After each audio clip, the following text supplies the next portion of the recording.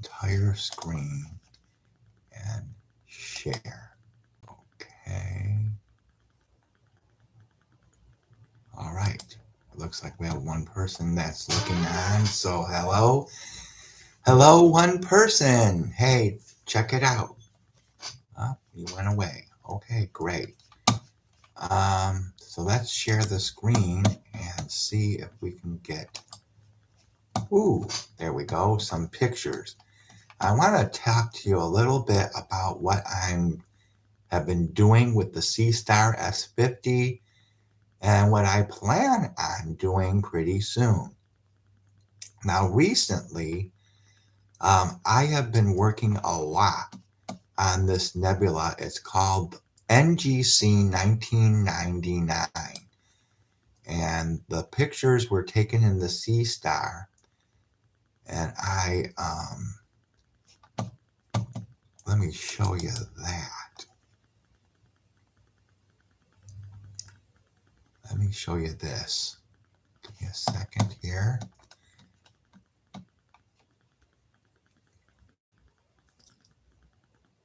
Okay. Always takes a minute, doesn't it? So this was taken with the Seestar itself. Now, in the Seestar, and I have a video you can watch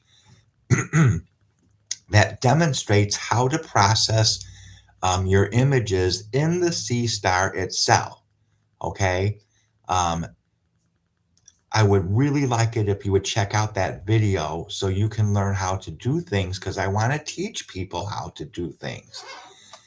Now, this is something called NGC 1999, and it's called the Key Nebula. And the reason for that, and we got to zoom in. If you zoom in and you look right over here, you see this star-like image? It produces a nebula, and there's a black thing here that looks like a key, okay? And it's sort of cool. It really is. But what's really, really interesting about this whole area is the fact that there's a whole bunch, and look, we got a star, a double star here. That is so neat. Anyways, this whole area over here is, excuse me, this whole area around here is all nice and red, filled with hydrogen alpha gas, okay, HA gas. And it just reflects red, and it looks really cool, okay? I'm going to show you what I've been doing to try and demonstrate this. Now here, I put this photo, I cropped it, I put it in Zero and GIMP. Okay, so we're going to take a look at this. And then I use this little edit button here in my photos on the computer to also edit this. And as you can see, okay, right in here, we get all this nice red nebulosity. You know what I love about the Seestar? Check out these stars. They're all nice and round and focused. Isn't that cool? Here again, we have the actual keyhole nebula itself, surrounded by all of this red nebulosity. Isn't that just fantastic? I just love that. Yeah, I think that is so cool. Okay, now I can't, my computer does not allow me to take the stars out of my images. It doesn't accept the program that does that. So I can't take the stars out of my images, which I really wish I could, because then I could work just on the nebula itself and then put the stars back in, and they would appear more of their natural color. Let's go back and demonstrate what I mean. Here we have the image processed in Seestar itself. We're going to go back. I just showed it to you a minute ago. I want to show you what I mean. Okay, if this thing will work. Now, if you zoom in just a little bit, you can see Here's the key. I'm sorry. Here's the key, okay? But as you can see in this uh, picture here, the stars are white. They're mostly white. A few have some blue around the edges, like this one over here, but they're mostly white, and a few of them are yellow. You see that? Now this is just an anomaly. I don't know if that's a star that just didn't come out right, or if it's just an anomaly in the photograph. But most of the stars are, as you can see, are either yellow like this one, or orange like these couple here, or they're white, okay? And yet, when you put it in GIMP, like I did, go back to this image, and you can see, yeah, most of the stars are still whitish, okay? But you get more and more of these stars that turn more. They get this red glow around them like that. And that's all because I can't take the stars out of the image when I'm processing things in GIMP, or post-processing, as they like to say, things in GIMP. But I did learn a way to change the color of the stars from red to yellow, which is demonstrated here in this star. But if I wanted to do it for all of these stars, boy, I'd be there for a long time, as you can see, because there's a lot of them with those red glows around them, and it would take a long time to go through each one individually and make it yellow. But to demonstrate what I did, you can see how I turned that more yellow orange here. So it looks more like a star instead of something else, okay? So that shows you that particular part of the post-processing process. Now, I also took the same images. I had over 400 images in an 82-minute period. And of course, you can stack them all in Seestar itself and come out with this beautiful picture, okay, that I showed you just a couple of minutes ago. We're going to check it out one more time, okay? This is right out of the Seestar, okay? And it took over 400 images and stacked them, and it comes out looking like this. Not too bad. You get a little bit of that crud over here, which is just due to it being an all-as mount. I do not use equatorial mount. I am not probably going to ever use equatorial mount, even with the Seestar's explanations and tutoring on it. It's a complicated situation to put any telescope in EQ mount, and I just don't have the ability to do that for personal reasons I don't want to get into right now. But if we zoom in, look at these stars, look beautiful. And we get, excuse me, a little bit of the nebulosity coming out in the background here. So I took, again, I have limited space on this computer. I was only able to stack 177 in serial. And I got a video here that shows how to stack images in serial, and I'm going to continue to do more videos demonstrating how I am processing images in serial. I'm going to get back to that in just a minute. So here I go and put this in serial and process 177 images, and I get this.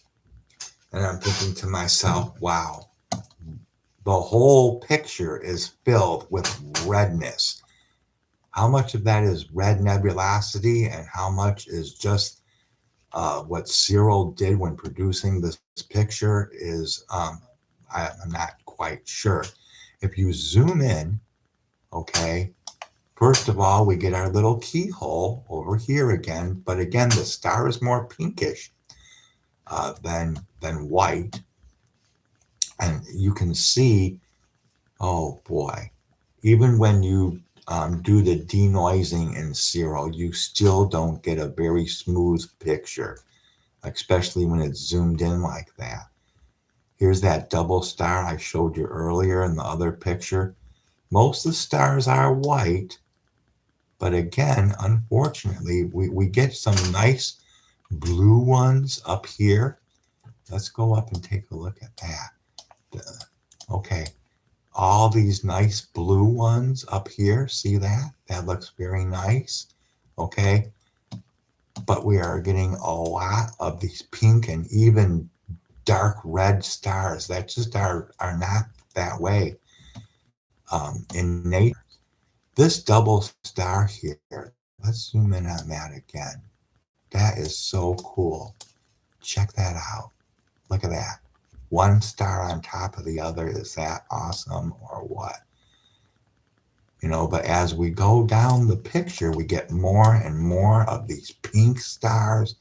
And we know there's lots of colors in outer space. The stars are white, they're yellow, they're orange, they're blue, white stars, all kinds of different colors.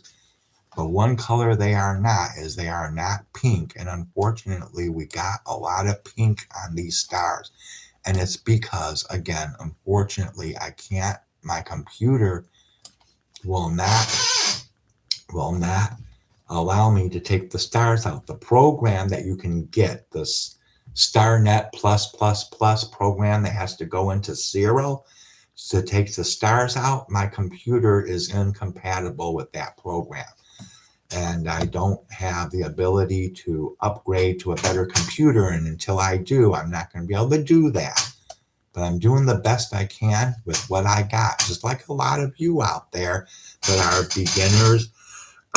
And even though I'm not really a beginner, a lot of the things I'm doing here are beginners are forced to do.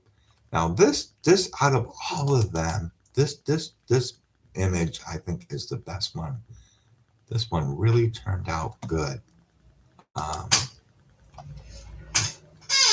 I was able to use this editing tool here and produce this picture where we get a lot. Here's the keyhole, okay, and that was done in GIMP. But we get a lot of this really cool red nebulosity, and it looks a lot smoother, doesn't it? So using that photo editing tool that comes with my computer, I was able to get this image, this picture. And boy, that I think turned out the best. But that's with 177 pictures stacked in Cyril. And that's not a very long time. That's not even 30 minutes. Okay. But yeah, so that's what I've been doing with this NGC 1999. Now, I also worked a little bit on NGC 1788, and I'm going to be doing a video very shortly, coming up either later today or possibly tomorrow, where I'm going to demonstrate to you how to stack images in Cyril of this NGC 1788, which is just what my late brother Don would say is bomb. Okay, this is a bomb picture. I mean, it is really super cool. So I got to show it to you right now. And here it comes. Why is this so slow? Okay, there we go. Okay. And I forget what this is called. I think it's, I'm not going to try and guess what this is called. It slips my mind right now. But this is processed again, just in the Seestar itself.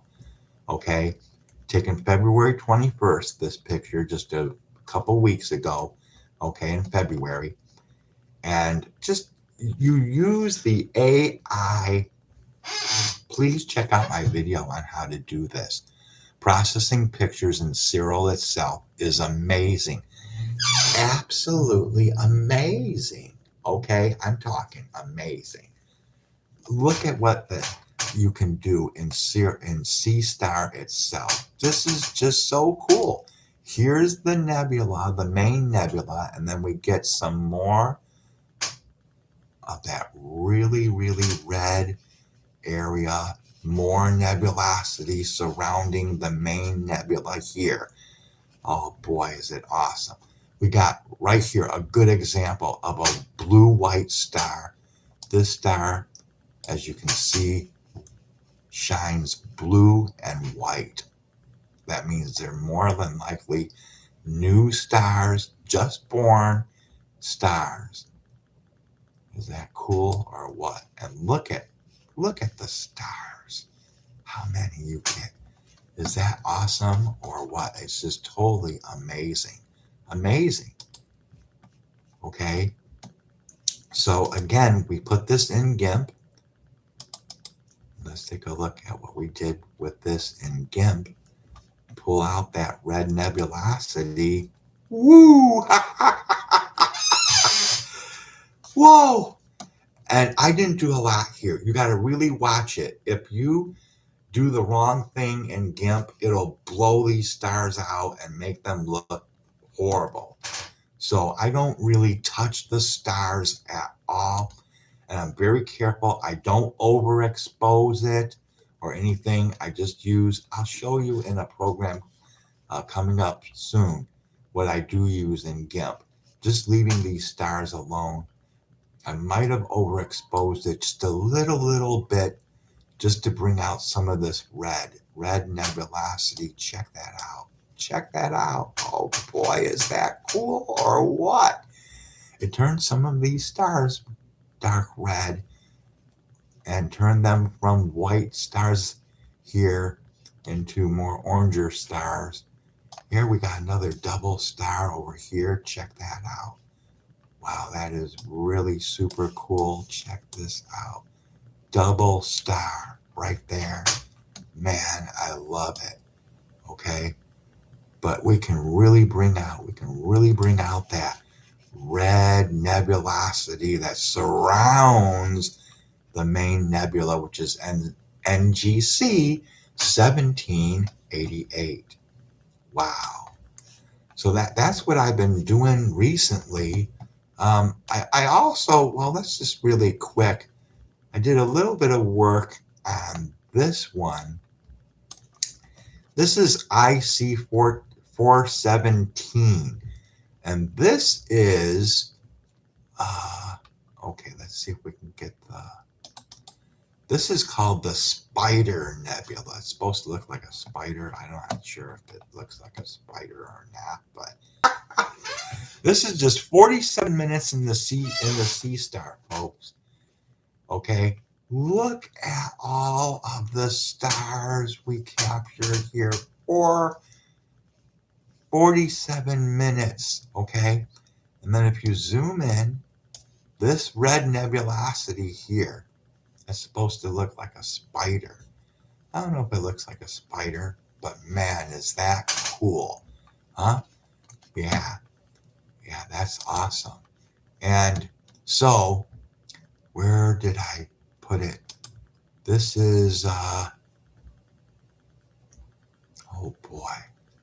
Let's go back over to here. This, oh no, that's, yeah, okay, here.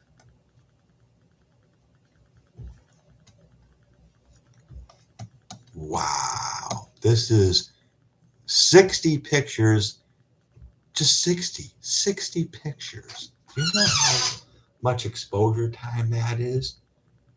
I think that's only like 5 minutes or 10 minutes. 10 minutes. That's 10 minutes of exposure time.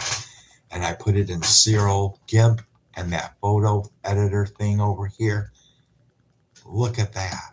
Wow. Is that cool or what? I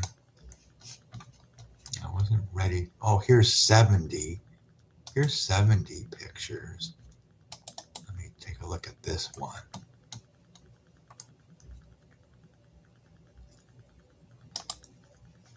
Wow. Here's 70 pictures processed in Serial.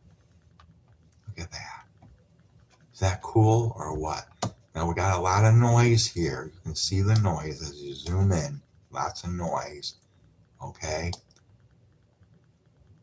So let me see. See, I use denoise in GIMP. I don't know. No, that's not it. I didn't put this one in GIMP. So that one still needs to go into GIMP. Oh no, wait a second. This says GIMP. All right. Let me see what I can, let's see what this is. Oh, I see. This is 70 pictures processed in Serial and GIMP. And I use the denoise. Some people use Graxpert to do their denoising. I use GIMP to do my denoising, and I think it does a pretty darn good job. A lot of that noise is all gone now. Now I had to color all the stars yellow in GIMP, which is a bummer, but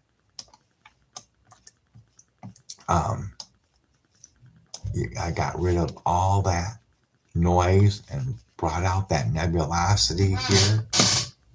Now we're going to do a video show you what I'm talking about here. This is from last year, same nebula, but this was 196 stacked. Same Spider Nebula. I overexposed this and it blew up these stars. But when I overexposed it, it brought the nebulosity out. Boy, I wish I could get rid of the stars. Oh man, it would make such better pictures, huh? Well, anyways, so that's about it. We're going to go here and we're going to see if we can stop sharing the screen.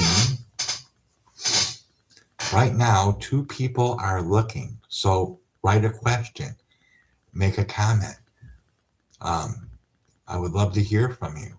I've been going for 24 minutes and not one person has wrote a comment here in the chat. Come on the chat and write a comment or ask a question. Okay? I don't want to sit here all night waiting for you. I'm going to end this stream in a minute or two. Just come on here and say hi. You know? Come on. Well, they both went away. So we're going to go away too and end the stream now. So I hope you enjoyed that. Now we got 2 people back watching. Please say something in the chat. Come on. I'm inviting you personally, whoever you are. Write something in the chat. We'll shout out your name. Come on. Don't be shy. Write something in the chat. Write something in the chat and we'll shout out your name and you'll be famous here on YouTube. Come on. One person watching. Can you write something in the chat? Come on. I swear one of these days I'm going to make a video where I just sit here on the camera until people start chatting with me. Really? Okay. Well, if you don't want to say hi, there's nothing I can do about that. All right. Bye-bye for now. See you later.